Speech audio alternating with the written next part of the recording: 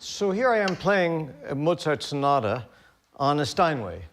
And this wonderful Steinway, which is an instrument I play a great deal of the time, has characteristics that all pianists take for granted. But I think one needs to think about them a little bit because they are part of the development of the modern piano, but they have great consequence for how older music is played. If one looks at this piano, one sees that there is this very, very large iron plate, and that plate results in the possibility of placing the strings under a vast amount of tension. The tension is above 20,000 kilograms. And as a result of that, the amount of time it takes for the sound to develop is considerable. If you listen,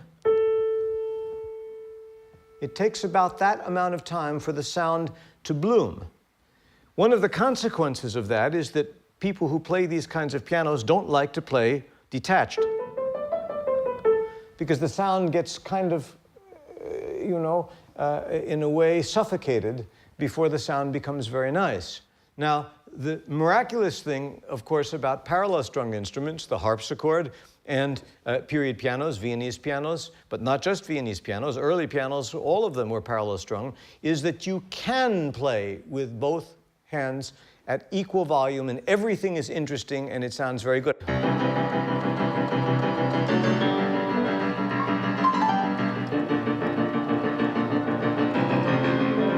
It's very exciting because the sound is brighter, because the strings are thinner. The overtone spectrum is more towards the top, so it's a more brilliant kind of sound. And we hear very clearly that this is a C major chord. We have no trouble distinguishing the notes from one another. Anyone will tell me, I can't hear the melody. Listen again.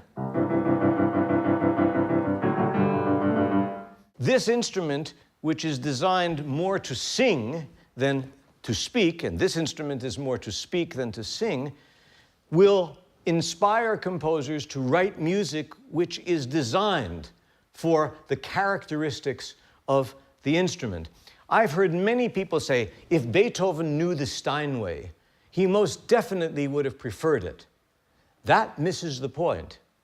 To the extent that Beethoven would have written the same music for the Steinway as he wrote for this, to that extent he is not a very good composer.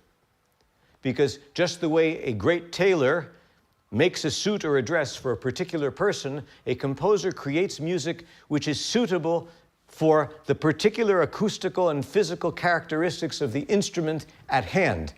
Does not write for some instrument which may come along in 50 years, which may have completely different sound characteristics.